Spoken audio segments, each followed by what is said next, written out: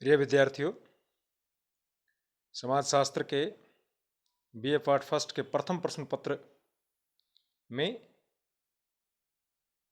इससे पहले वाले वीडियो में हम देख चुके हैं समाजशास्त्र का अर्थ, मीनिंग ऑफ सोशियोलॉजी।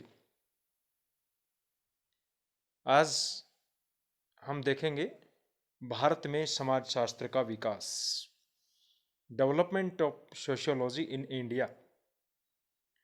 इससे पहले आपने देखा है कि किस प्रकार founding fathers of sociology Auguste Comte, Emmanuel Durkheim, Herbert Spencer और मैक्स वेबर जैसे विचारकों ने समाजशास्त्र के बारे में क्या क्या कहा और समाजशास्त्र को अपने अपने ढंग से परिभाषित किया, और उनकी परिभाषाओं को 4 भागों में बांटा गया था जो आपने पिछले वीडियो में देखी थी।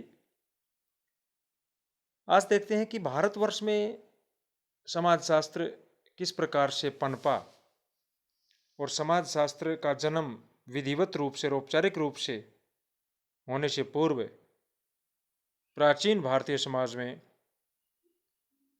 सोशियोलॉजी से संबंधित क्या क्या सामग्री हमें देखने को मिलती है अध्ययन की दृष्टि से। और विधिवत रूप से समाजशास्त्र की स्थापना होने से पूर्व समाजशास्त्र से संबंधित जो ज्ञान था वो हमारे प्राचीन धर्म ग्रंथों में किस प्रकार से उपलब्ध था और हम उससे किस प्रकार से लाभान्वित हुए। इसको 2 पार्ट में देखते हैं। प्राचीन भारत में समाजशास्त्र, सोशियोलॉजी इन एंशिएंट इंडिया। भारतवर्ष में सामाजिक अध्ययन का व्यवस्थित इतिहास कम से कम 4000 वर्ष पुराना है। जब वैदिक काल में ही सामाजिक जीवन और मानवीय संबंधों का सूक्ष्म अध्ययन करके व्यापक व्यवस्थाओं का निर्माण कर लिया गया था। भारत में सामाजिक ज्ञान अपने चरम पर था और यूरोप का जो समाज था वो जंगली अवस्था में था, बारबेरियन स्टेज में था।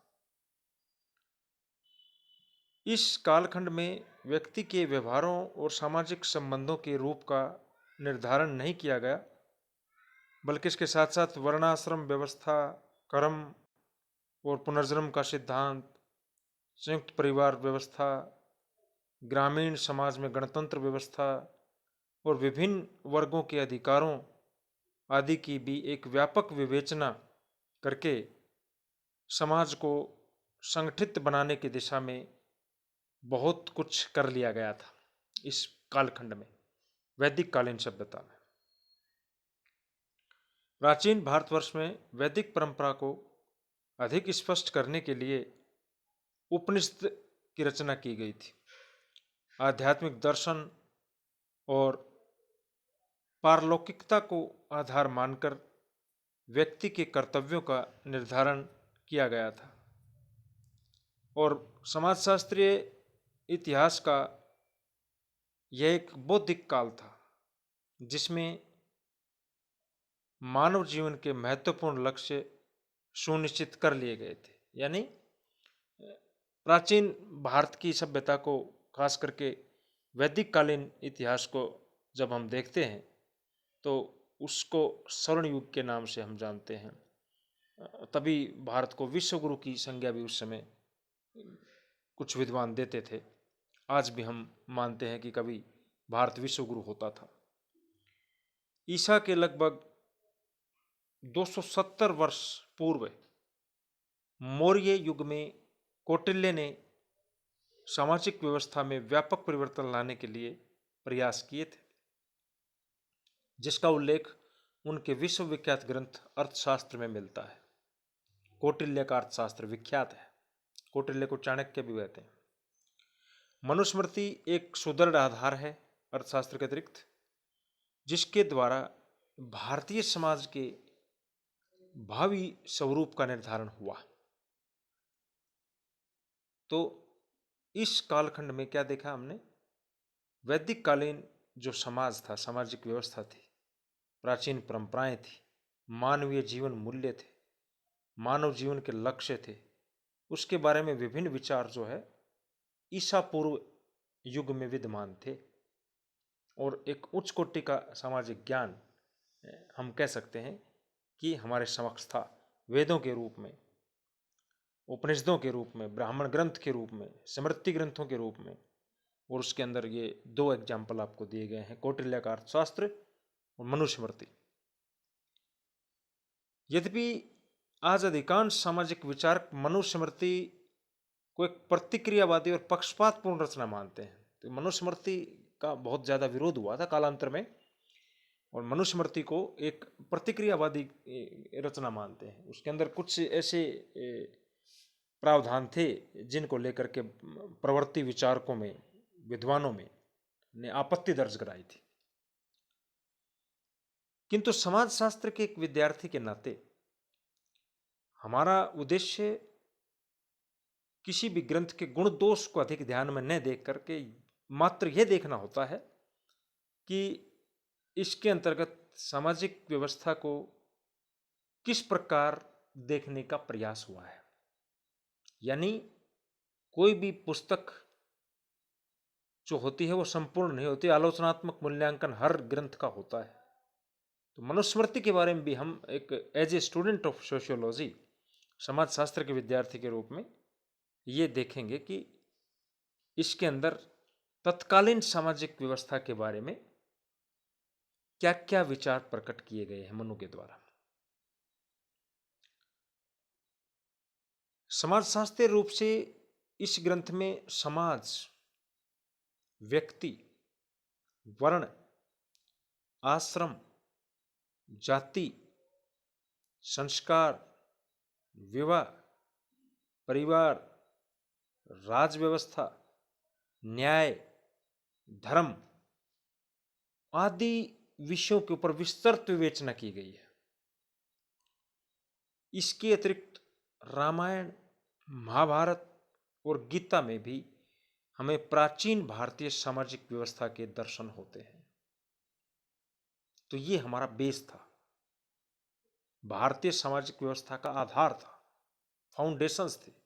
वेद, शास्त्र, उपनिषद, स्मृति ग्रंथ, ब्राह्मण ग्रंथ, रामायण, महाभारत जैसे महाकाव्य और भगवत गीता जैसा ग्रंथ, जिसकी उपयोगिता कभी खत्म नहीं हुई, आज भी उतनी ही ज़्यादा उपयोगी और ज़्यादा एक चिरस्मरणीय ग्रंथ माना जाता है भगवत गीता को। ये तो था प्राचीन भारत। आधुनिक भारत में समाजशास्त्र का विकास, दूसरा पार्ट इसका। भारत में आज जिन सिद्धांतों के आधार पर समाजशास्त्र का तेजी से विकास हो रहा है उसका इतिहास ज़्यादा प्राचीन नहीं है।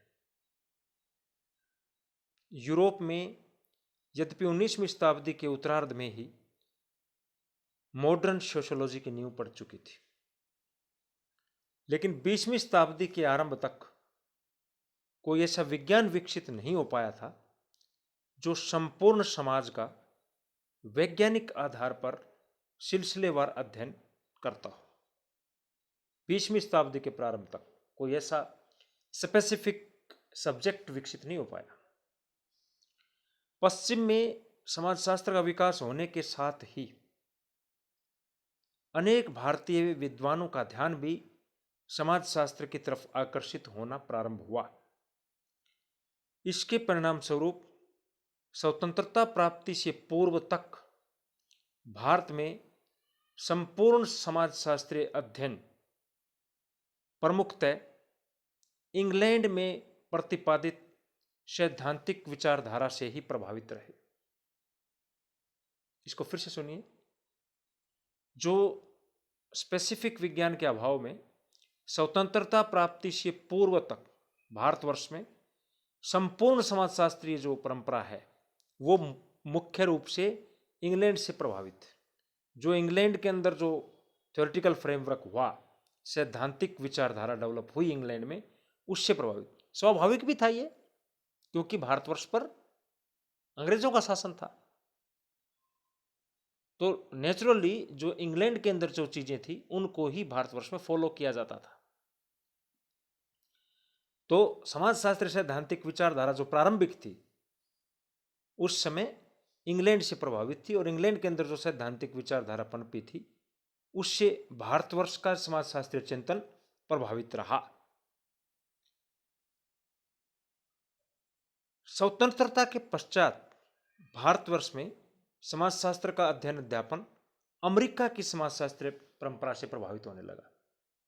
ये दो भागों में बट गया ना। यहां भी ये आजादी से पूर्व इंग्लैंड से प्रभावित थी हमारी विचारधारा, और आजादी के बाद जो समाजशास्त्र की जो सैद्धांतिक फ्रेमवर्क है वो संयुक्त राज्य अमेरिका से प्रभावित हुई। भारत में समाजशास्त्र का अध्ययन सर्वप्रथम मुंबई विश्वविद्यालय, उस समय बॉम्बे यूनिवर्सिटी, सन 1914 में प्रोफेसर पैट्रिक गिडिक्स की अध्यक्षता में जो विभाग का गठन हुआ वहां से प्रारंभ होता है। फिर उसके बाद सिलसिलेवार भारत के अन्य विश्वविद्यालयों में महाविद्यालयों के अंदर एक परंपरा ये चल पड़ी, एक चेन बन गई। सर्वप्रथम 1914 में, ध्यान दीजिए, पैट्रिक गिडिक्स की अध्यक्षता में समाजशास्त्र विभाग की स्थापना बॉम्बे यूनिवर्सिटी में हुई। 1917 में कलकत्ता विश्वविद्यालय, 1921 में लखनऊ विश्वविद्यालय, 1928 में मैसूर विश्वविद्यालय और 1939 में पुणे विश्वविद्यालय में समाजशास्त्र विभाग की स्थापना की गई। सन 1947 के बाद से समाजशास्त्र की लोकप्रियता और तेजी से बढ़ने लगी और भारत में समाजशास्त्र के विकास के लिए अनेकों शोध संस्थानों की स्थापना भी की जाने लगी, जिसमें प्रमुख रूप से हैं Tata institute of social sciences Mumbai, JK institute of sociology and social works Lucknow, institute of social sciences Agra. ये प्रसिद्ध एक कह सकते हैं कि समाज सोशल साइंसेज के अंदर जो रिसर्च होती थी, खोज होती थी, अनुसंधान होते थे, उनके प्रसिद्ध संस्थान थे ये। तो ये तो था प्राचीन भारतवर्ष में समाजशास्त्र और स्वतंत्रता के प्राप्ति के बाद समाजशास्त्र। इस प्रकार से ये हमारे देश में स्थापित हुआ। भारत में समाजशास्त्र के विकास का इतिहास बहुत अधिक बड़ा नहीं है, बहुत छोटा होने के कारण इसके साथ साथ नए नए विचारों का प्रतिपादन भी होना शुरू हुआ। विद्वानों का एक वर्ग ये मानता कि पूर्णतः पश्चिमी सिद्धांतों के आधार पर ही भारतवर्ष में समाजशास्त्र का विकास हो सकता है। तो एक विद्वान ये मानते थे, बहुत से विद्वान ये मानते थे कि जो पश्चिम ने जो विचार दिए हैं उसी को आगे बढ़ाया जाए, जबकि ठीक विपरीत एक अन्य वर्ग के विद्वानों के द्वारा यह माना गया कि भारत में समाजशास्त्र का विकास पूर्णतः भारतीय संस्कृति और भारतीय आवश्यकताओं के आधार पर ही होना चाहिए। तो दो परस्पर विरोधी विचार होंगे शुरू से। एक वर्ग का यह मानना था कि पश्चिमी विचारधारा को आगे बढ़ाएं, पश्चिमी जगत ने जो किया वो सही है, और एक विद्वानों का वर्ग ये मानता था जो शुद्ध रूप से स्वदेशी, कि भारतीय संस्कृति और भारतीय आवश्यकताओं के आधार पर ही इसका जो है डेवलपमेंट होना चाहिए, तभी ये एक स्वतंत्र रूप से हमारे एक इंडिया के लिए प्रासंगिक होगा, ये शुद्ध रूप से देशी विषय। एक तीसरी विचारधारा भी हुई जो ये मानती थी कि इन दोनों का मिश्रण हो, यानी पश्चिमी विचारक भी और भारतीय विचारधाराओं का भी संतुलन करके, समन्वय स्थापित करके भारत में समाजशास्त्र को आगे बढ़ाया जा सकता है। तो इस प्रकार से ये भारत में एक तरह से समाजशास्त्र की नींव पड़ी। Thank you.